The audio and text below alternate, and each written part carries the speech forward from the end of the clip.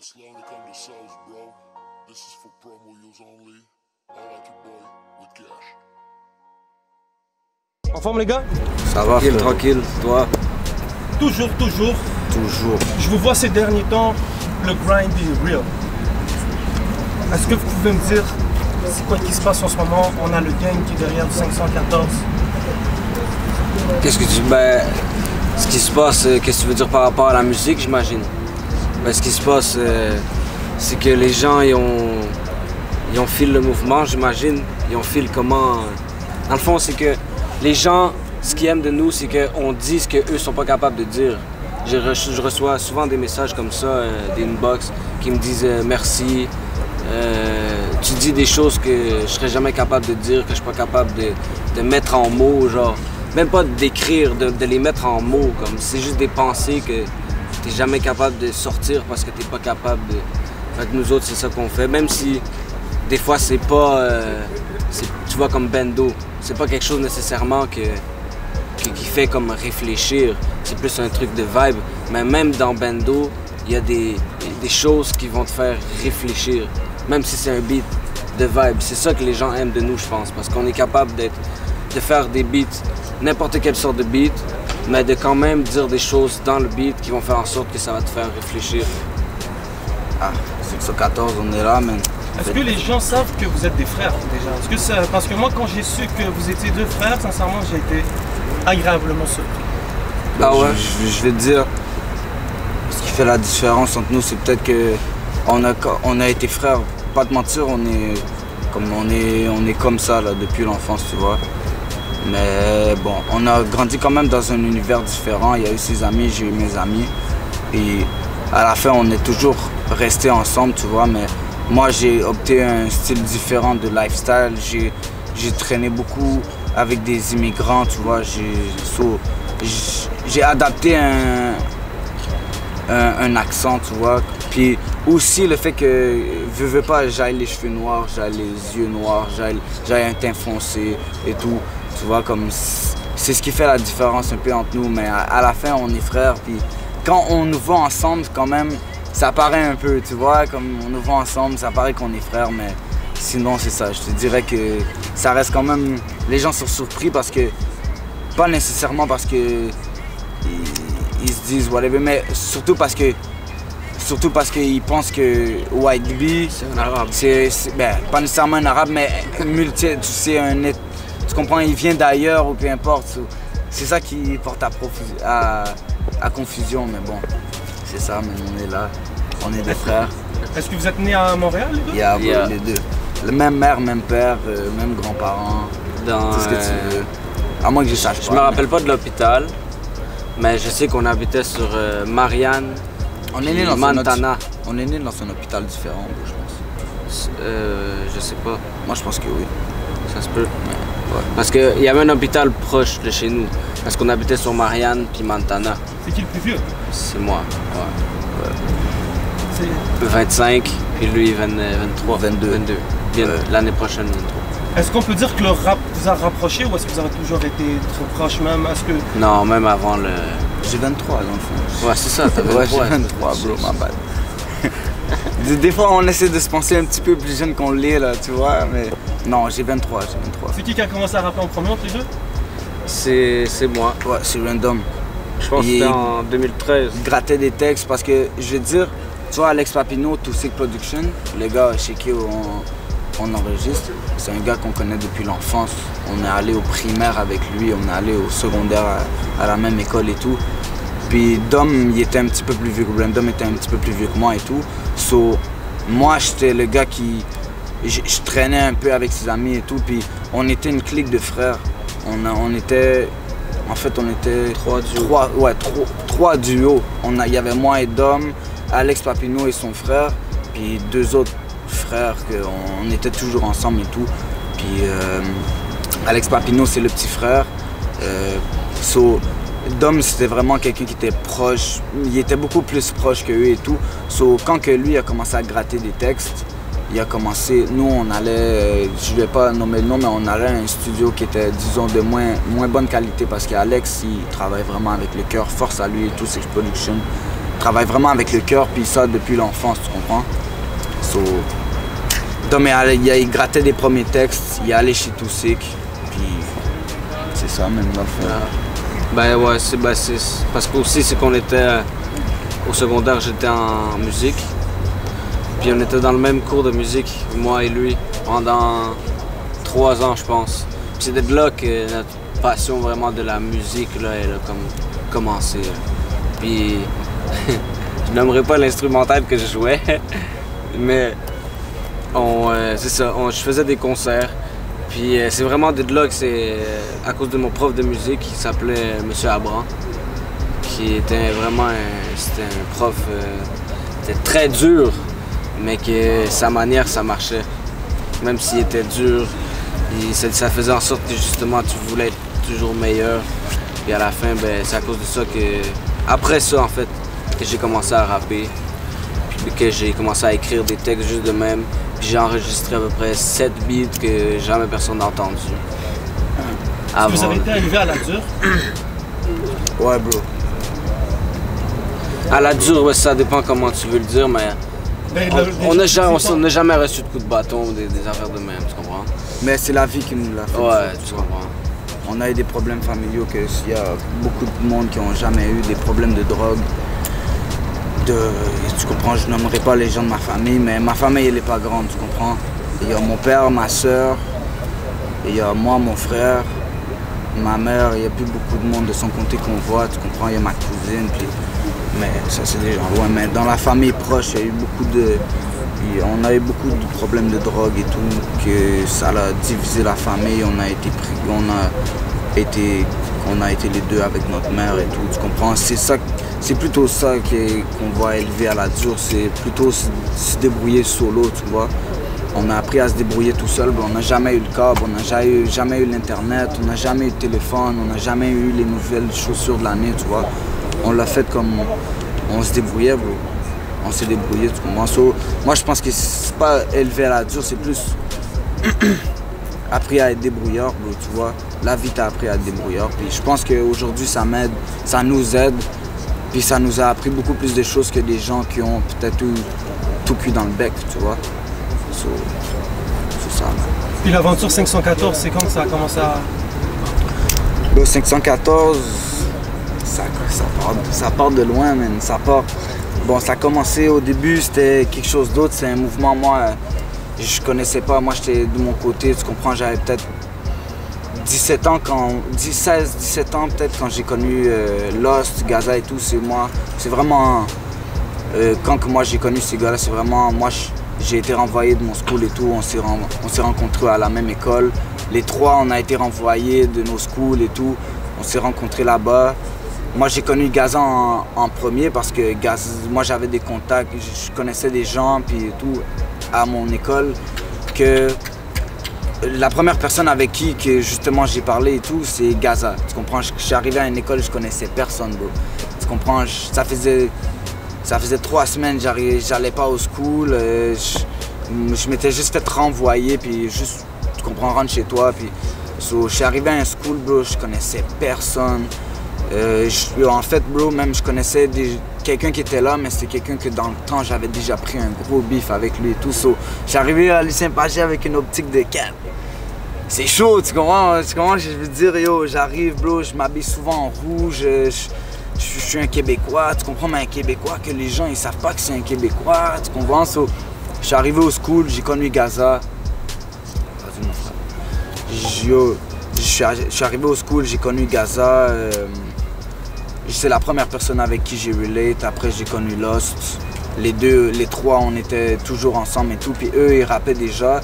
À partir de ce moment-là, moi, bon, je connaissais un gars avec qui je faisais des freestyles, mais sincèrement, bro, c'était pourri. Si je te ferais live le freestyle que je faisais dans le temps, ça se résumait à vraiment quelque chose de pourri, bro, tu comprends? Je suis arrivé avec eux, j'ai vu les gars faisaient des métaphores, faisaient des si.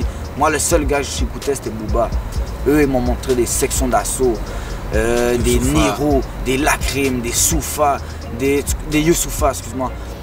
Tous des gars qui ont des doubles sens, des métaphores et tout.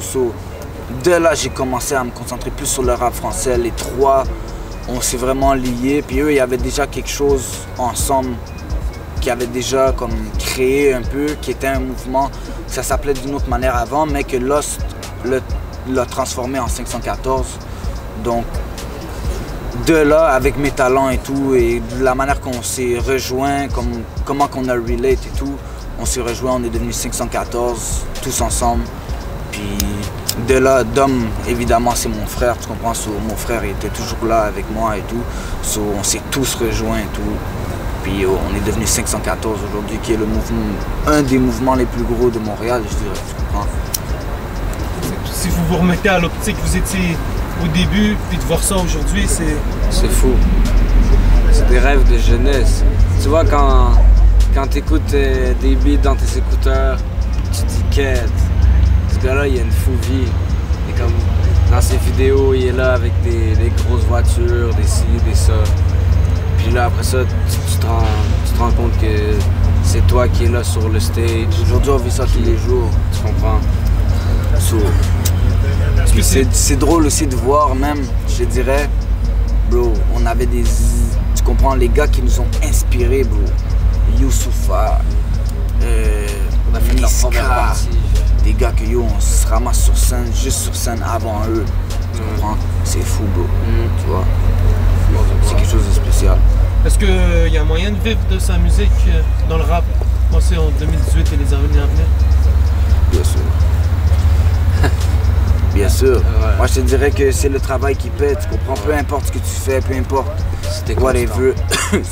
Si t'es constant, tu fais tes affaires bien, puis t'as un moindre talent quelque part, puis tu travailles sur tes affaires, bro, ça paye. Il suffit de faire les bons moves, d'être... Disons, je te dirais, bro, nous, au début, quand on a commencé, on n'a pas eu nécessairement de visibilité. Il n'y a pas personne, il n'y avait pas de grosses pages qui nous partageaient, il n'y avait pas de si. On a vraiment fait par nous-mêmes, bro. Straight up, là, tu comprends?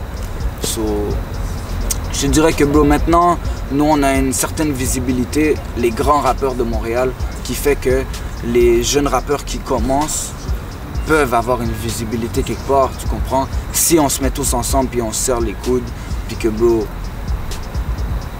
on soutient, tu comprends? Après, bro, je te dirais que les jeunes rappeurs, c'est facile quand même de débloquer, puis d'aller à quelque part, puis de faire de l'argent avec la musique, bro. Que ce soit des shows, que ce soit des streams, que ce soit des YouTube, que ce soit, tu vois qu'est-ce que je veux dire? Des chandails, des merch. So, les jeunes, bro, ils commencent leurs affaires, ils voient qu'il y a de l'argent à faire, justement. C'est pour ça qu'ils lâchent pas, bro. Il faut travailler, peu importe ce que tu fais dans la vie, que ce soit du rap ou ailleurs. Il faut que tu travailles pour qu'un jour ça paye, tu vois. Ça paye pas, ça n'a pas payé du jour au lendemain avec nous, bro. On a travaillé fort, mon bro, tu comprends? On est parti de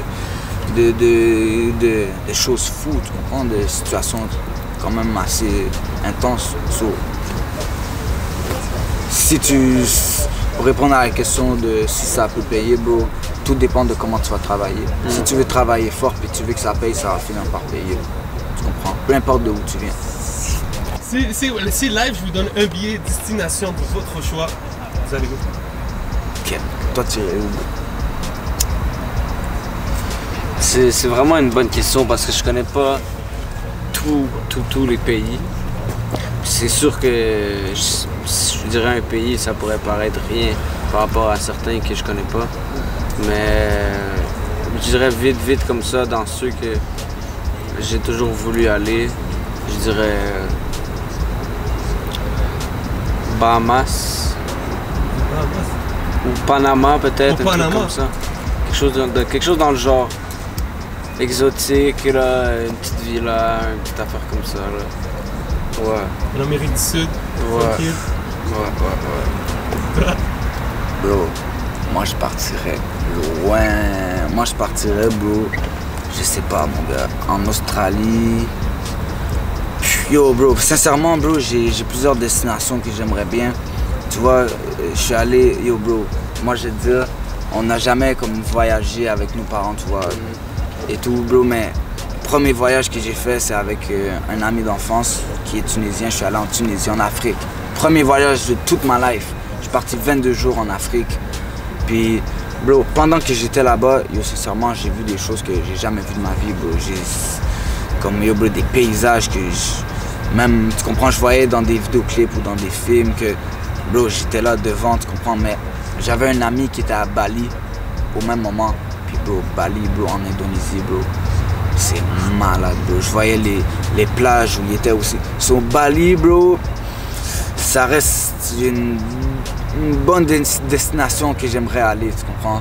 Mais vraiment loin, bro, en Afrique, dans des pays que, bro, tu retrouves pas de Québécois, pas de Montréalais, pas des gars qui viennent du States, que yo, bro, tu connais rien, mon gars. Tu vas dans un pays, bro, t'es à zéro, bro. C'est comme si t'étais comme ça dans un monde comme ça, tu vois? C'est ça que je fais, bro. Il y a un commentaire qui revient souvent sur YouTube. Qu'est-ce que vous pensez on dit, tu as abordé le sujet, des rappeurs montréalais qui prennent l'accent français? Est-ce que vous pensez que c'est normal? Moi, personnellement, je trouve que c'est normal. Mais ça ressort souvent. Donc, j'aimerais bien savoir la vie des rappeurs. Moi, je te dirais que, bro, c'est pas une histoire de prendre un accent français, bro. C'est une histoire que Montréal, c'est une ville multiculturelle, bro. Tu comprends ce que je veux dire? Oui, on est Canadiens, bro, mais il y a des Algériens, des Marocains, des Tunisiens, des Haïtiens, des Africains, tu comprends? Toutes les nationalités différentes, tu vas les retrouver. Bro, on peut parler d'accent et tout, mais à la fin de l'histoire, bro, ok, peut-être, bro, les Québécois qui vont prendre un accent, ok, au pire, mais encore là, ça montre que la personne est prête à s'investir plus sur lui-même. Moi, perso, j'ai jamais été comme fan. Moi, j'ai toujours aimé bien parler. Ma mère, elle m'a toujours bien parlé.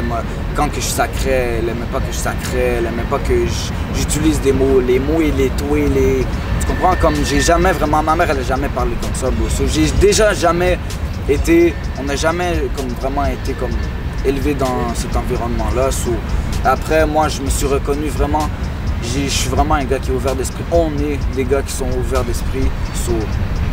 On s'est reconnus. Moi, je me reconnais beaucoup quand je suis avec mes gars comme, qui viennent d'ailleurs et tout. J'adore, bro. J'adore connaître de nouvelles choses et tout. Moi, je pense que de la manière que tu parles, de la manière que tu t'exprimes, ça va définir aussi comment tu es, comment tu agis et tout.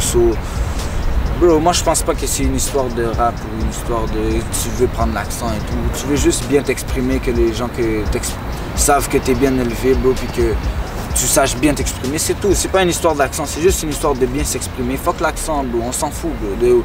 Yo, ici c'est multiculturel, bro. C'est l'accent montréalais, bro, au pire, tu comprends? Comme les accents français, les Français, ils pourront pas dire qu'on a l'accent français parce qu'ils vont toujours dire qu'on a style un accent canadien, tu vois? Ici, ils peuvent dire qu'on essaie de prendre l'accent, mais bro, c'est pas comme ça, tu vois. On essaie juste qu'au moins qu'on puisse se faire comprendre un peu partout ailleurs du Canada, tu vois. Tu dois parler en joual. En joual, tu vois. Juste aussi avec notre slang, de la manière qu'on parle, everyday, c'est comme ça aussi qu'on s'exprime, bro. Qu'est-ce que vous pensez de la légalisation du weed? Vous savez? C'est une bonne question, ça, pour de vrai. Moi, pas de mentir, j'ai pas vraiment d'avis, à part du fait que c'est évident que le gouvernement va s'en mettre plein les poches. On sait déjà que le Colorado, ils ont réglé toutes leurs dettes en 1 an avec le weed. Je sais qu'il y a plusieurs États et peut-être même pays qui ont fait ça. Parce que, regarde, veux pas là. C'est quand même j'ai souvent entendu ça comme un terroriste économique, le buzz. C'est vraiment ça parce que si tu regardes le nombre de personnes qui en vendent, le nombre d'argent qui sort, que le gouvernement ne touche pas, c'est sûr que c'est des millions, tu comprends? Des millions et des millions là, par année là, de weed qui est vendu sans que le gouvernement en touche, tu comprends? Fait que c'est sûr que ces millions-là, il y a certaines personnes qui vont continuer à l'acheter dans la rue, comme il y a des personnes qui vont se tourner vers là pour probablement être sûr et certain que ça soit vraiment de la qualité, mais les vrais savent que dans la rue, il y a quand même la qualité. Puis on sait déjà que ce qu'ils vont nous sortir là-bas, ça va être la même chose qui va être dans le street. Tu comprends? Ils vont juste vanter ça en mettant des petits autocollants, de dire ah, c'est tel THC, c'est tel buzz. Ils vont nous vendre ça bien beau, mais ça va être. C'est sûr que ça va être genre 10 ou 12 piastres le gramme, une affaire comme ça. Moi, je sais déjà que. Tu comprends? Je suis pas pour, je suis pas contre parce que inévitablement ça va être fait. Puis moi, je vais jamais, je vais sûrement pas en tirer de bénéfice, fait que. Pas te mentir. Bro, sincèrement, ça changerait à ma vie, bro. Ils peuvent légaliser le boss, ça veut juste faire que, bro, bon. C'est un peu plus légal, puis que les amendes vont être plus chères, bro. Si t'as pas de. J'imagine que je sais pas, bro, il va avoir un permis ou tu vas avoir le droit à un certain. Sincèrement, bro. Ça change rien, bro. Tu serais capable d'arrêter de fumer? Ouais, bro. Essayer? Ouais, bro. Je serais capable, mon gars. Il y a eu des situations dans ma vie où, bro, du jour au lendemain, mon gars, je pensais plus au buzz, bro, je pensais à d'autres choses. Hein? Si demain je vais arrêter de fumer, je peux arrêter de fumer, tu comprends? Mais c'est juste que c'est le vouloir. C'est tout. Qu'est-ce qu'on peut vous souhaiter pour le futur, les gars? Bro, tout ce qu'on peut souhaiter, mon gars, c'est, bro, on espère, bro, faire les affaires le mieux, mon gars. Puis, bro, on espère que tout ce qu'on peut nous souhaiter, c'est d'aller encore plus loin. Puis que, bro, qu'on puisse aider encore plus les gens de la ville ou les gens qui débutent ou les gens qui... Nous, on est humbles, mon gars, tu comprends? Puis, bro, tout ce qu'on peut nous souhaiter, c'est le succès, bro. Parce que, bro, moi, perso, je pense que c'est tout ce qu'on mérite parce qu'on part de rien, bro. Tu vois, on travaille, bro, puis on espère, bro, que ça va payer plus que c'est encore en train de payer, bro. On n'a rien encore accompli par rapport à ce qu'on peut vraiment accomplir, les gars, je vous le dis, tu comprends? On arrive encore en force, puis j'espère que tout le monde envoie des ondes positives pour le 514. Puis nous, on envoie des ondes positives pour tout le monde. Show du love pour tout le monde qui nous supporte. Real talk, man. Vous pouvez faire un gros shout-out à 11 MTL? Ben oui, man. Yo, force à 11 MTL, man. Force à 11 MTL. Yeah, real nigga shit, man. RANDOM, Los Gang 514. Beretta. Los Gang.